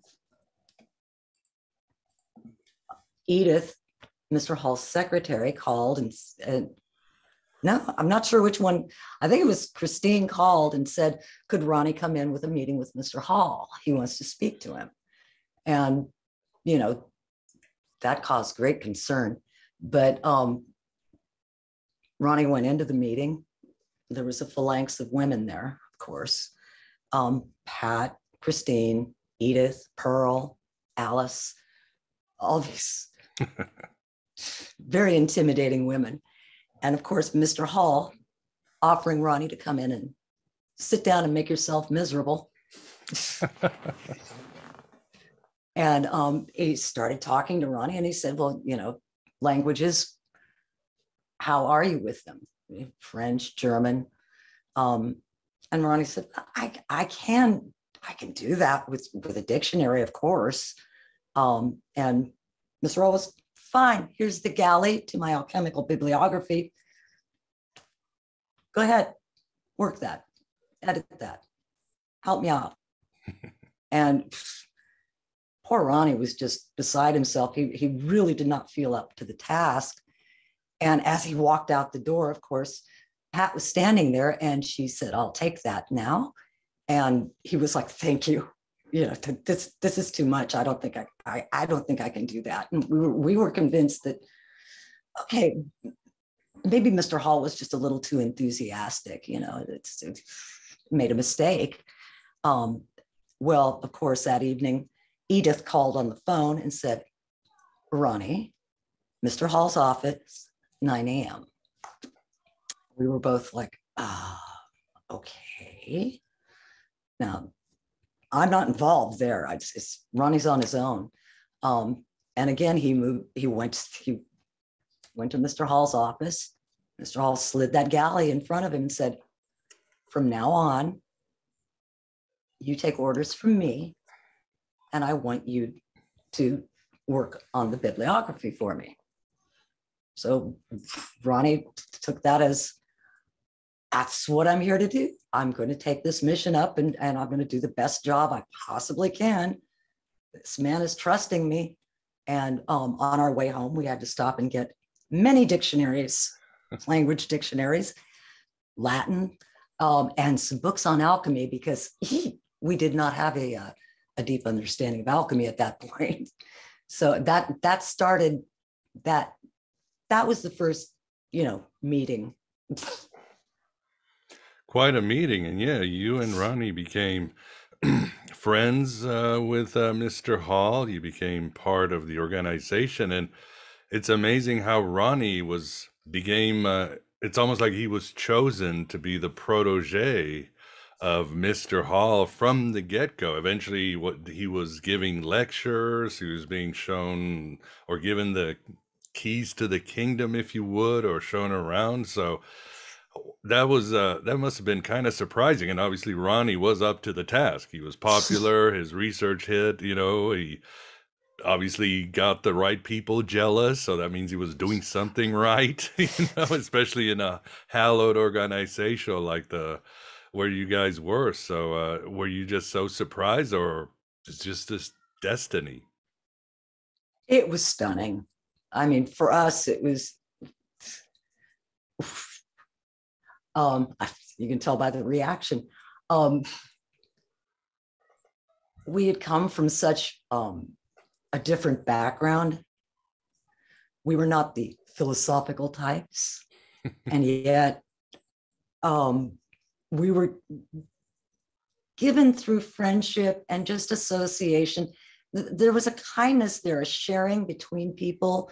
So whether it was Edith deciding, all right, Team Ronnie is Mr. Hall's favorite team, so we're going with Team Ronnie. Mm-hmm. And so she would, here's an alchemical book, here's, this or that. Alice would do the same thing. She'd always be very severe and very, very tough. And then, you should read this. This would help a great deal. They were always so willing. Everyone was always so willing to share information. It was like being in a beehive. All these little bees with all these bits of information, where the right flower is, what will do the best for your research. This will help the way you're thinking. Whatever it was, the sharing of information, the conscious effort to create consciousness expanding in other people's minds was just, that was the most amazing thing about that place at the time when we were there. And you were there from what time to what time? So just so the audience knows. Early 80s, maybe 83, 82 to about 87 or something. It was 7 years, roughly 7 years. Long enough to, experience almost a whole lifetime in this short span. So yeah. I know, and it just personally, I'm jealous. What an incredible experience! Like you said, an entire universe of people giving everything, like you said, for the expansion of consciousness, finding the wisdom of the ages, understanding these eternal symbols, trying to make contact with higher forms of reality. I mean, doesn't get better than that. I must admit. It's pretty wonderful. It is wonderful. I was, yeah, and I mean, the characters you met is just incredible. I mean, like you said, Marianne Williamson worked there for a little bit. Yeah. You interacted with Dr. Stephen Heller, who I've met many times, who I admire because of his work on Gnosticism and so Hermeticism. Brilliant. Oh, yeah. So, an incredible experience, but there was also all types of characters. I think my favorite story, and I really hope this is true, was Manley told you this.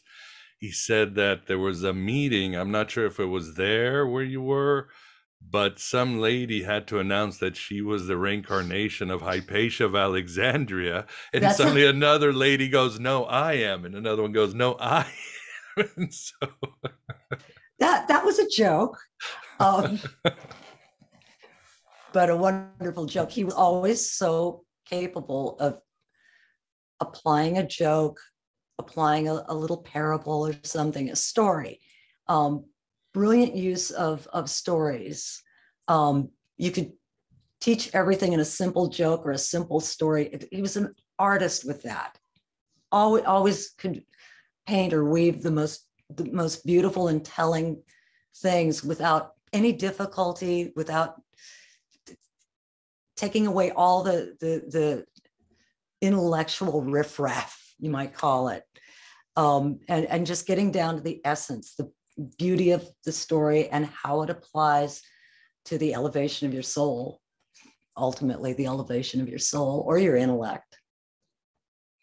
Yeah, well said. And he certainly practiced what he preached. There was so many great anecdotes and stories in your book. We could spend a lot of time, but another one that struck me was you guys were at a restaurant and there was some guy being very belligerent, and Mr. Hall just went to him and sort of just stared at him and sort of calmed him down before he got out of hand with his wife. And he told you, "Well, I just learned this from Apollonius of Tyanna." So something like that. He applied what he learned on others.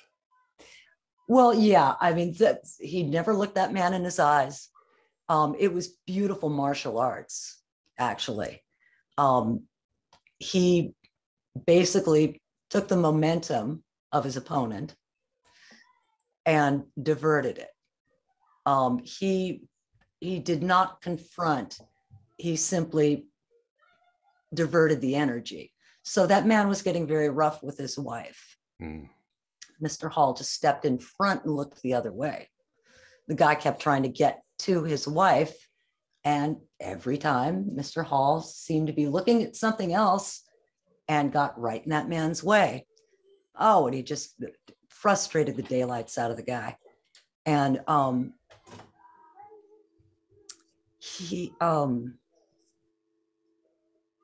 because that man couldn't take his energy, his anger, it kept getting thwarted. It eventually turned inward, and he saw his behavior was out of control, and he calmed down. But the story actually was that Ronnie and I had been reading about Apollonius of Tyanna, and we thought it was a bit of a stretch because the story went that he stopped a riot simply by holding still, by standing still and just being calm in the middle of all this chaos going on around him. Now, we kind of kind of thought, that's a stretch. You know, you can't stop a riot. People are excited. Things are burning and blowing up. Not one person standing still cannot stop a riot. Well, we were planning that evening to ask Mr. Hall exactly about that. How does that really happen? It's a metaphor, right? And never got to ask that question because we watched him do just that. Now, that's kind of the synchronicity that Mr. Hall had. Was he reading our minds that we were going to ask the question, and he created an example for us to see? Well, it makes a good story that it was like that. Coincidence, a little bit of coincidence, definitely. But a simple example of how the world can teach you. So in this incident, we posed the question to the world, could that really happen? And we saw in this tiny, tiny bit of space situation, yeah, somebody can do that. The right person with the right mindset and the right skill set certainly can do something like that. It's easy. I've stopped fights by smiling at somebody. Well, we need more Apollonius of Tyannas in this era here in the United States and Europe, because it's just one big powder keg. It's funny. I think there's a lot of them, but you never hear about them because nothing happens. That is true. If it doesn't bleed, it doesn't lead in the news, as they say. So here's to that. And and as your book, you detailed the wonderful evenings you would have at his house and talking and drinking and just sharing all the cool stuff that Vance and I would love to talk about 24/7, but not here in the real world. Somebody who was amazing was his wife, Marie. Maybe you can tell us about her and her idea of the Earth Mother, or the space Mother. Space Mother, sorry. The Earth Mother, yeah, that's too mundane. That's Gaia. The Space Mother. There's nothing mundane about Gaia.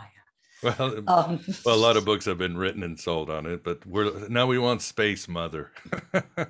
Space Mother principle. Universe Mother. There we go. Well, she's just saying that the real God, the big God, numero uno, would be a female God. And then, of course, in her theories, she would definitely say that gender would not actually be a part of that. But I digress. Let's see. Talking about the Space Mother principle can be quite vexing. But I think we once asked Mr. Hall, I think when she was out of the room, what he really thought of Marie's teaching. Mm-hmm. And he was very quick to answer, and he was very thoughtful. And he said, I believe that she is in the lineage of great Christian mystics. And I tend to agree with that. I think that one of the things that makes her such a remarkable character is her experiences in life were experiences that many women go through. And as a result, she was a traumatized human being. And I believe she spoke in symbolic language. A lot of people who go through trauma speak symbolically, and that's why it's sometimes difficult. People don't understand their behavior, their attitudes, or what they're talking about. There was the trauma, this is that, and now it's done. So part of her motivation was her experience of her soul trying to deal and cope with the trauma and be a healthy, normal human being. Again, we go back to mysticism as the principle of self-help and enlightened self-help and enlightening the self. So, and that is what she was trying to express a lot of the frustration that a female has in a patriarchal society. She's dealing with classic patriarchal trauma and then using her mystical experience to explain herself. So see, there's levels going on there. And for a long time, I did not understand that at all. And it took a very long time for me to have enough perspective to deal with my own issues, to see her theories.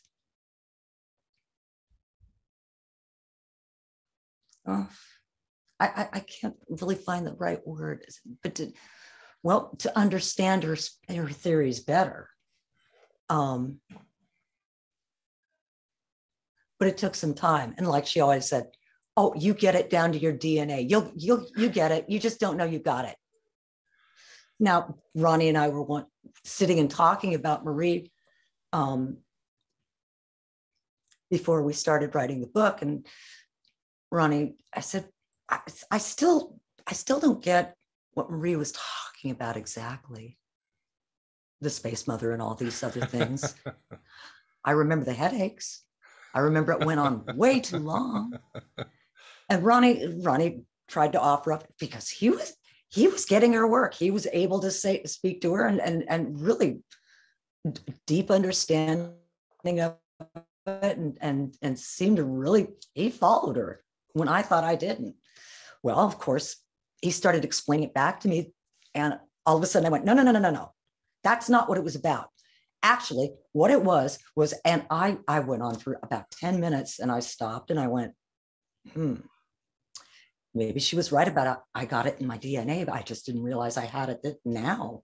And it was a remarkable experience, you know. I guess I did get it a little bit, you know. And in your point of view, how do you feel the situation with women and spirituality and the patriarchy since the 80s? Do you think we've made progress, or how are things better? Would Marie be happier with what she's seeing today, or meet the new boss same as the old boss? Yeah. Well, as in anything in a patriarchy, we're still doing it backwards and on high heels. Now, the nice thing is there is a little bit more freedom, but being denied a seat at the table when it comes to intellectualism, spirituality, has definitely been an obstacle to overcome. And it's kind of wonderful when you go through social media, you can see that there are a lot of practitioners now, and female practitioners. And that is really wonderful because they're going back and saying, we have a tradition. And, you know, when we don't get thrown into destitution or burnt at the stake, we can now acknowledge that and re-live in it. So that's kind of rewarding. And I think Marie would be very proud of the ladies for that. And I think she'd encourage more equality. And she'd probably scold most of the men as dusty old men with dusty old books. I thought it was charming. Yeah. Well, there's definitely been a lot of movement, especially the rise of Wicca, witchcraft, and other things. But like you said, we talk about Hypatia of Alexandria and Marianne Williamson. We need about 100 more every year. I think that would be the more, the better. So we can change the game. I think things are moving along. I think if just open the door, let everyone in, would be the right way to do it. And understand that, you know, our case is a great example. Just because someone is not book learned doesn't mean they don't have soul knowledge. And combining the two has always been such a marvelous marriage, alchemical marriage even. That is true. And Vince, what do you think, or do you have a question? Yes, Vince. I was wondering, what was Mr. Hall actually like? Did you talk to him a lot? Did he tell you about his theory? Did he do anything magical and mystical, or was he more of a studious person? Because as far as the secret teachings of all ages, it's clear that he had a lot of knowledge and research capability and so forth. But I was always wondering, as I read it, was he a practitioner? Did he manifest things? That's what's the feel you got from that? Were you exposed to that? Mr. Hall was he told us his practice, his daily practice, you mean his spiritual practice, was the work he did in service to people. His greatest teachers and where he got the most benefit was relating to people, talking to people, listening to their problems, listening to their triumphs, listening to their failures, and learning what made people people. His practice was his work. He loved sharing knowledge. So doing pamphlets, doing lectures, sharing the knowledge that he had learned through the years was his greatest joy.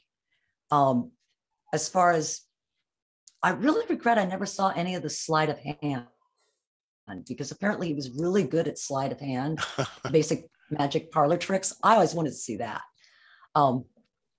But it was never like that. It was, he was very down home. He would much rather describe to you a thing of art and why it was significant and how beautiful it was because of the way it is. The way that spurred someone to do something great in literature. How it was always teaching through example of hard work, keeping things light. The man always had a joke. He always had a nice story. It was not, if you asked him a question, that was difficult, he would definitely appropriately respond to the question and try and be as honest and direct to you as he thought appropriate and he could be. He would definitely say, I do not understand that easily, without any ego about, I'm Manly Hall and I know everything. He was not like that at all. Very, very human, very, very kind, very, very funny, very gentle. Yeah. Did he have a private practice with individuals as well as doing lectures and so forth? I mean, did he make appointments with individuals, counsel them spiritually? Yes, certainly. Yeah. Masons would often, dusty old Masons. That's another. Marie just knew how to deflate everything. So I think partly, maybe it was Marie. It's like, none of that. That's ironic. That was a big part of Mr. Hall, right? I mean, he loved old manuscripts and traditions and the spiritual things back into, the Greeks, the Romans, who else? Because it's cool. It's cool. I mean, like to draw the lines between the civilizations, right? And the practices and astrology, alchemy. And here's Marie saying, that's the old stuff. Look, I've got a religion for you. It's 10 times better than this. Let's go with mine. And he was like, okay. He liked her theories too, obviously. Well, what were hers? I haven't heard about her or what her theories were. What's the essence of what she was, what her teachings were? Well, she would say that the thing that was beautiful about the Space Mother was that she was so loving that she allowed all the other gods to forget her.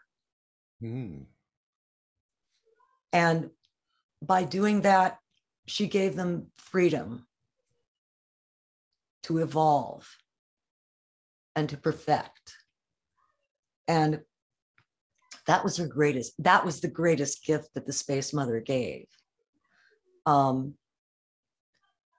She adjusted for everything, whether it be patriarchy and why it's evil. Lucifer would be redeemed. It just went on and on. That's a lot. There's a lot there. That's why in my book, I deferred to the other writer who spent time with her, because, well, one of the things that was marvelous about it was that Marie made these mandala charts that literally it looked like consciousness written out by a mathematician. They were remarkable. They were beautiful. And yet, so everything had a meaning, everything had a point. And it was so intricate. Wow. And so amazing. And it really was like looking at consciousness written down. Are these around anywhere anymore? Or Yes. The lady whose name I cannot remember brilliantly, that's in the book, I do mention her in the book, and her book. She was given complete access to Marie and the works, and she, I think, copied the charts that Marie did. Awesome. And at the same time, obviously, it was a wonderful universe, the Philosophical Research Center, and everything that Mr. Hall had built. But at the same time, we talk about trauma, like Marie. Those of us who are seeking often come from a place of trauma, or we're just outcasts. We're searching. We don't fit in. We're the misfits and the drug addicts and those who have been through several ringers in our lives. Is just who we are. And so that must have been interesting, because it must have been a place, as you say, where there was a lot of broken souls seeking. And I'm sure you saw many of these souls were not going to get better. They were just going to sort of work their trauma and seek. And oftentimes it got worse than better. There's a passage which I think was beautiful in your chapter, Among the Hungry Ghosts. And you write, "And so I met many casualties of spirituality gone wrong. The seekers of wisdom who were actually seeking dominion. The ceremonial magicians who opened portals they could not close into realms they could not understand. The positive thinkers whose shadows erupted into inexplicable negative predicaments. The prosperity teacher who never really succeeded at anything. The humble Christian obsessed with self-aggrandizing missions. The white men convinced there were gurus of Eastern lineages. The paranormal researchers who discovered entities that would not leave them alone. The psychics who could not shut down the reception of the thoughts and feelings of others. The hucksters repackaging metaphysical teachings as personality cults. What a world of cliques, competition, and manipulation was revealed." So that was your world, and that's the world of many is in the esoteric. It's, I guess, the shadow side, right? Yes. Yeah, absolutely. It's sort of like, yeah. Yeah. I mean, we've all experienced it. I mean, it's just whether it's a Theosophical Society or any of these places, Gnostic churches, it's broken souls like ours. Yeah, it's not just it's not just in metaphysics. No. We understand that that's a little world, that was a little microcosm, but this goes everywhere. I mean, I walked into music and it was the same thing in music, only amplified. So it can happen anywhere. These are, souls are on a journey in this life to evolve, and that evolution is mighty difficult. Yeah, and it's intense when you're in the occult, that's for sure. Again, we are the ones really at the edges of town. Well, music is the same thing. You are the shamans of the consciousness, the poets, the one that are going in and facing all these shadows and repressed dreams and demons and all that. A mystery religion, Some as of them Mr. are. Hall. Yeah, some of them are indeed. And towards the end of your relationship with Mr. Hall, it must have been I'm sure, very bittersweet, because I know in one part, Mr. Hall talks about no good deed goes unpunished. And it's almost like he saw his fate and kicked you guys out. And then soon later, he sort of, things ended. So it must have been really hard. Do you look back and wonder why it happened, or it was just meant to be? I mean, it's almost like Mr. Hall saw something you didn't see, but it seemed like it was inevitable. But was it? I go over that part of your book a lot. When Fritz took over. Oh my God, I'm so nervous. I'm so sorry. No, you're doing great. It's my first interview. Awesome. But let's see.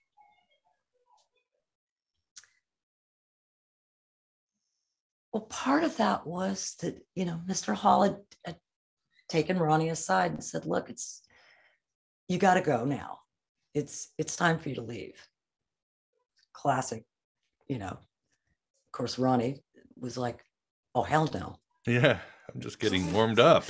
Yeah, this might be a test to see if I'm loyal or something. It's like, Mr. Hall was like, no, you need to go, because I'm getting up there in years. If you haven't noticed, I'm in my 80s. Mm-hmm. And so is my flock. Now we're all going to be leaving. We're all checking out. You've got to face the reality of the situation here, son. We're all going to die. We're really old. And you don't want to be around here for that. You two have a whole life in front of you. You both need to get out. Now, we did not take that invitation up too quickly. Naturally, we felt pretty comfortable there. We liked being there. That experience improved our lives. But at the same time, he made a good point. There were going to be a lot of deaths coming up really fast. And so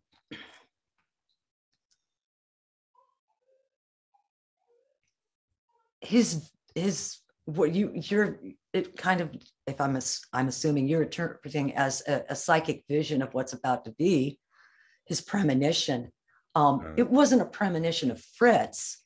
It was a premonition of, it wasn't a premonition. It was a practical, look, we're all really old here. You're young. You don't belong here. Go. Yeah, the place is, well, it's eroding. It's had its time in the sun. Yeah, and now it's not vibrant and dynamic. Yeah. Like it was. Yeah. And he wanted to be with his flock, and he wanted to take as many of his flock home as he could while he was there. And that's how I referred to it, his flock. And he felt responsibility to them. I think, yeah. Yeah. So, it's hard. Yeah, it's hard to, I understand what he was doing, and he could see the big picture at the same time. yeah. I don't know.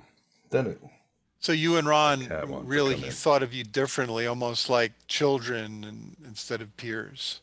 Yeah, I think we were the grandkids. Oh, grandkids even. Yeah, Wow. we were the grandkids. And, you know, I think we were treated very gently as a result. I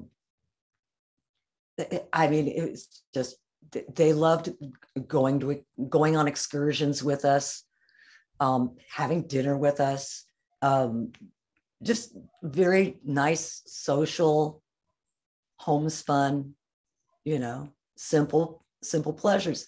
That's why I put the recipe in the back of the book. Zucchini pancakes, yes. Marie zucchini pancakes. Yeah. Because it's not just off the box, there's more. Every chef. I'm definitely going to try them. And I was wondering about this, and of course, maybe Vance wants to give his opinion too, but there was a time when Manly P. Hall was really at the top of the occult world. In fact, he was a bona fide celebrity, period. I mean, wined and dined, everybody knew him.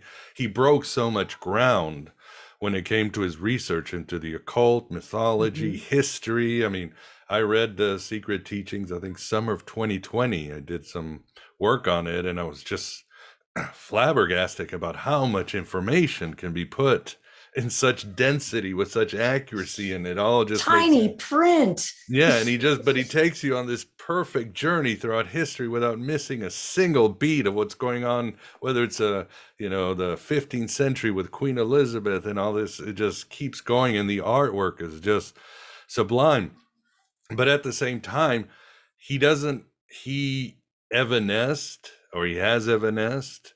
And it seems like others who also came at his, you might say, in his category, at his level, Aleister Crowley, Carl Jung, Rudolf Steiner, they are as popular as they are ever, and even getting even more popular in these days as, the traditional religions are, fading and the occult is more popular in the internet.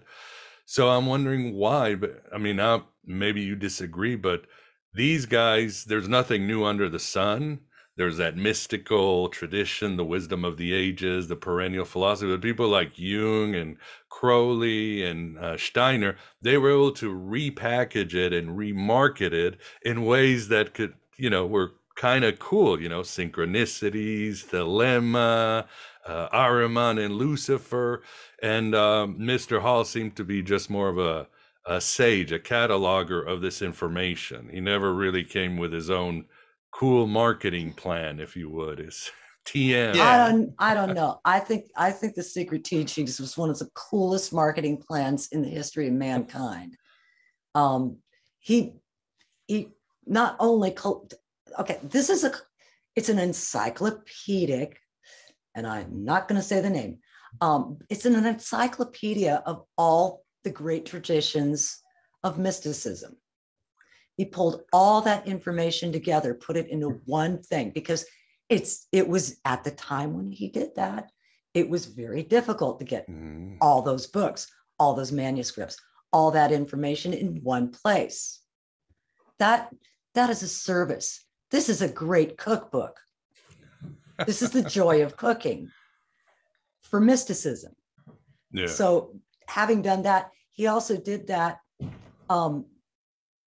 He was kind of broke, and the story, as I recall it, is that not only did he assemble all this information into this giant book, he sold it during the Great Depression and managed to stay afloat as a philosopher. Now, this is the difference. Carl Jung, he's a psychologist. Steiner, I don't know what he did. I don't know what he did for a living, but we could also include H.P. Blavatsky, another one of that level. That her book is cataloging all this stuff, even in Atlantis. But But for Mr. Hall, it was really doing a service to the students of all ages who wanted to understand about mysticism and philosophy. He was a philosopher. It's, you know, on the resume, how does that read? Hi, I'm a philosopher. I'm going to wait tables. Yeah, I'm an actor. I'm doing this for a living right now. It's difficult to make a living. I think he did rather well with it, considering there's not much work for philosophers. So,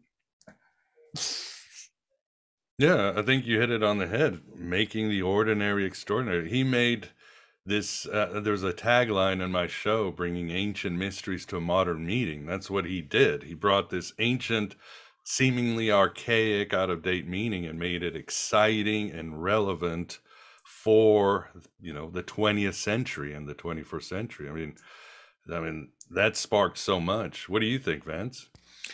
Well, I think he was a pillar of sanity in an era of a lot of weird spiritual stuff, and it was going all over the place.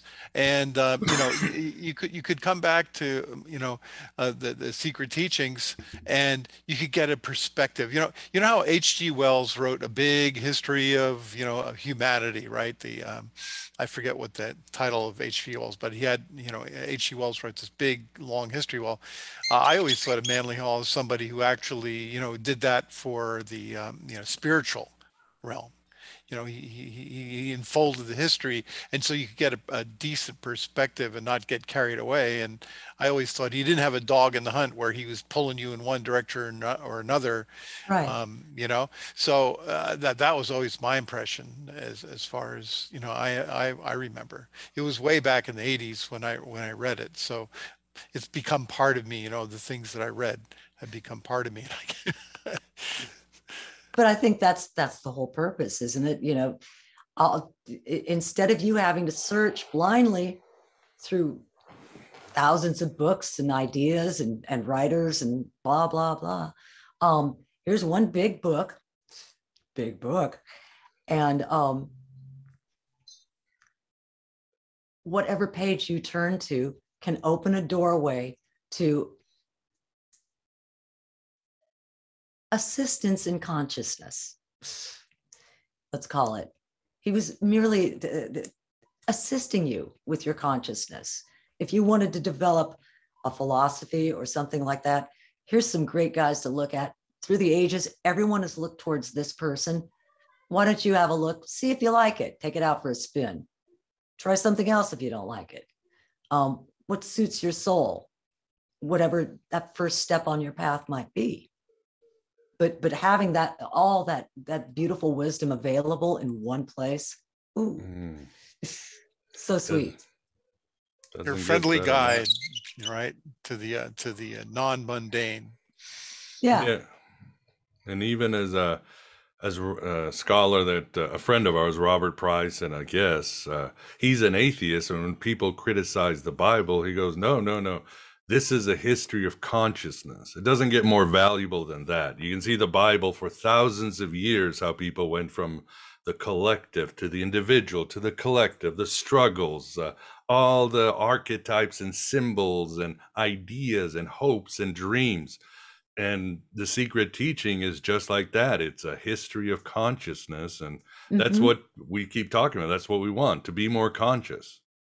And every individual's experience of consciousness is a valuable experience to be learned from. That's wisdom. Now, you know, going back to what you said about the casualties, unfortunately, and going back to Marie's experience, when people are traumatized and they also have these experiences, very difficult for them to express what they're going through.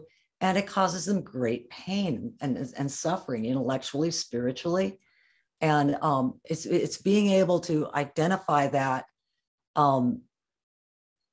Hopefully, when you read, for instance, the secret teachings, you learn that this is symbolic conversation. They're describing a reality that is true, but they don't have the correct words for it. and they don't know how to express it correctly. And it causes them to be very upset. Well said indeed. Well, if you don't mind, can we look at some of the pics you sent us? Sure. For the audience, let's see, where is that ye old PowerPoint of the ages? Where is it?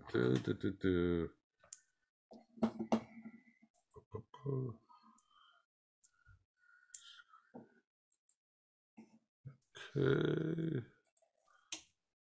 Can everybody see it? Except me, I can't see it. Do you see it, Vance? Yes, I see it. And it's not a technical thing. I don't have anything in front of me. Okay. Well, then I shall describe it for you. Let's see. Thank you. Where is it? How do you turn this slide shorter? Normal. No, I want this one. No. All right. Well, there's a picture of Mr. Hall reading a book, and you say you took that picture? Oh, I didn't take the picture, I don't think. But that was Ronnie and I got to set up Mr. Hall in the vault. And so we placed all our favorite objects around him. And the funny thing is that as we were setting up the shot, Mr. Hall just started reading. He just pulled out a book and started reading. Mm-hmm. So like I said, he was always working, so he was like, yeah, we should put this in the journal next week. That was just the way he rolled. So if he was anywhere near a book, all of a sudden he'd start reading, unless it was in front of Marie. What a wonderful life. Okay, and I also have a picture of your book so that the audience can purchase it in the cover. And here's a picture of a little sort of Asian-looking house. The tea house in the backyard.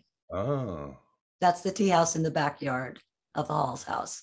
That's where we got married, in front of that. Oh, cool.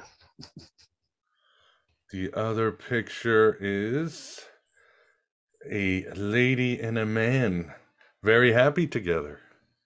That must be Marie and Ronnie. Yes, it is. That was before your wedding? That was during your wedding or before? Reception. Oh, the reception. How cool. And yes, she got the son in the 10th house, so she was thrilled. Yeah, looks very happy. And the other picture is a newspaper, punk band, female rockers promote awareness of social issue with lyrics. That was my first band. And that is Ronnie with more hair. Yes, a lot more hair. Yeah, he almost looks like the guitar player from Queen. What's his name? The astrophysicist. Brian May. Lovely man. What exactly is Riot Girl? I didn't even know this term, and I thought I knew my rock. Well, it was a small underground punk situation. Basically, it was feminist punk rock. You could call it that. We preferred equalist rock, but yeah, that makes sense. Yeah. And the last picture again is you and Ronnie and the band together jamming on the couch. That is Lucid Nation. Is it inside the studio? Are we laughing? No, he's focusing on his guitar. You've got a microphone looking up pensively at the. Yeah, that was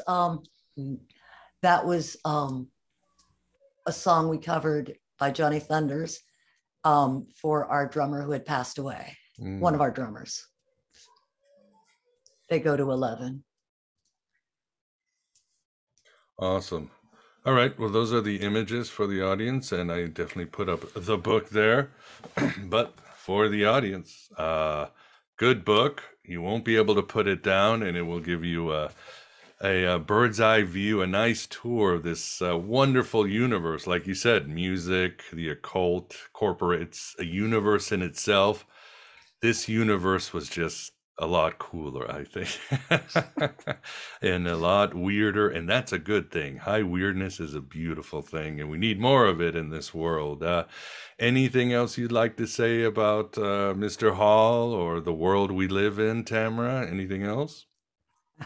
Those are two incredibly long-winded subjects.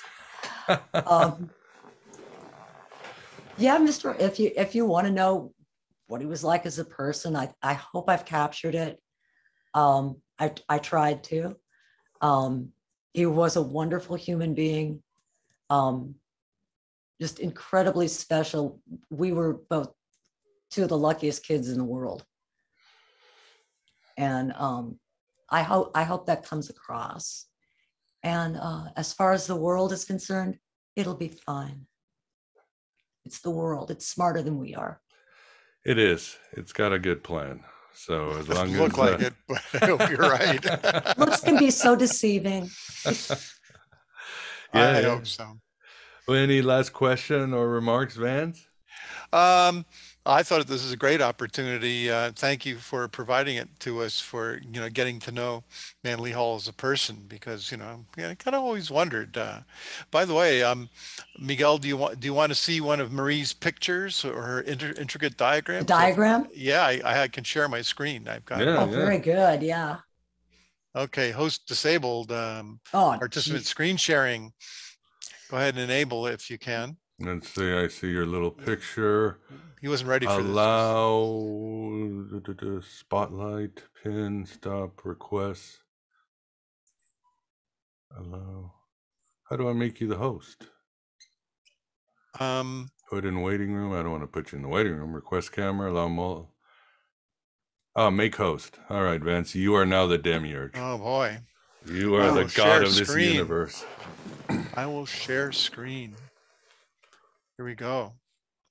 Can you see it? Yes. Oh my God. You ain't joking about the intricate cosmology and geometry. Let your delicate little consciousness settle on that for a while. You'd have to study that for quite a while. It reminds me of sacred geometry. Yes, very much so. I guess, did she see this from the Space Mother? I mean, did she have contact with the Space Mother, kind of? Is that where she drew this from? Do you think? Well, I would assume yes. Direct, you mean a direct transmission? Yeah. In one way or another. You know how that can vary, but. I would say yes. Okay. I don't want to presume. Okay. Vance, I'm so sorry that I couldn't have given you more fabulous mystical stuff about Mr. Hall. Yes, he would levitate off the ground or something exciting. I feel like I've let you down. Turn water into wine. That's the trick everyone wants to have. Yes. You reminded me, I had a spiritual teacher and a good friend of mine, and they were having a get together on the mountain, and I was late. And when I got there, so Vance, you missed it. She levitated off the ground. I said, what? And I never saw anything like that. And so it's funny you should mention that. Always a little bit late. By the way, I always thought, can you see this picture of when he was young, in his late 20s? That's a famous picture with the arresting eyes, black and white tuxedo. Everybody's seen it, yeah. He was a handsome man, okay? Even Marie would say, oh, Papa. He had the good looks and the inclination. And she was still very proud of his looks. She'd do his hair. Yeah. So there you go. Awesome. Well, it's been a great conversation. I'll have this on the show notes if you want, but for those who want to listen on audio, do you have a website or anywhere they should go beyond closest bookstore, Amazon, to find your book? Do you have a general website? I might. It's secret. It's so secret. I'm keeping it secret. Secret teachings. The Freemasons have it. Those dusty old Masons, I tell you, their control is out of control. I can definitely give you the link, and I don't think it's quite set up yet. But definitely the book can be purchased on Amazon. Yeah. Or I can link you to the Inner Traditions. They'll have an author, author profile. We'll find you on. It's the internet, for Christ's sakes. We'll find you. We're there. Somewhere. Or Lucid Nation or somewhere. I'll get some good links going. So, but this has been a great conversation again for the audience.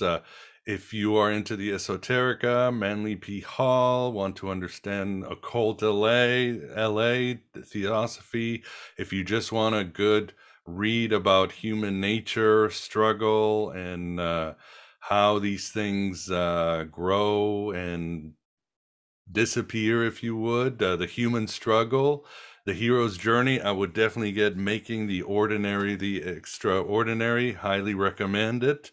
And Tamara, thank you very much for coming on Aeon Byte. Your first interview was you hit it out of the park, right, Vance? Absolutely. Oh, thank you so much. That's so kind. Well, and that's it. Yeah, Vance, thank you too for coming on this journey too, as always. Yes, thank you, Vance. Yeah, you bet. I'm worried next time I'll talk to you, you will have converted to the Space Mother cult and started your own branch in California and San Jose or something. How do you know I'm not already? There all a setup. What do you think LSE is, right? Yeah. All right. Well, thank you, Vance. And Tamara, thank you very much for coming on Aeon Byte. Really enjoyed it. Thank you for having me. And there you have it. Great chat with Tamra Lucid, part of our doubleheader special 2022 show, starting the year right, I hope. And there's some other great interviews and shows coming up. I want to do even better in 2022 than I did last year, and I think I will definitely bring you even more engaging and interesting guests and conversations for you. Now, for subscribers, we will have if you're listening in the audio version, we will have an old interview with Perry Marshall. He wrote a very interesting and engaging book, very underrated book called Evolution 2.0. And he posits that evolution itself is a code. If you look at it, it falls under the category of a code. And by definition, a code cannot happen randomly. It just can't appear in nature. Therefore, what does this mean? It means that evolution, humans and animals and everything else, had a coder. Who the coder is, that's up to you. Perry is a devout Christian, so he comes with the higher intelligence or intelligent design stance, but you can make up your own mind. But his ideas are intriguing, they are scientific, they're logical, and at the same time they are mystical. Definitely ties in with the interview with Rizwan. So I think you'll find a lot of value, and I think you'll find more expansion of your mind and more ideas to, again, get you through 2022, because it is unreal. And at the end of the day, the battle is won by going inward. Nothing is changed. And the battle is always won, as I keep saying, by writing your own gospel and living your own myth. So thank you for being here, for being yourself, your true self, here in the desert of the real. Hello and goodbye to non-subscribers, and we shall continue for subscribers. Thank you.